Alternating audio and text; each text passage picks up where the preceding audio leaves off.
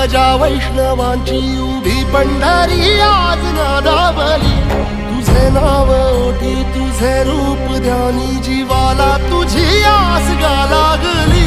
जरी बाप साऱ्या जगाचा परी तू आम्हाले कराची विठू माऊली।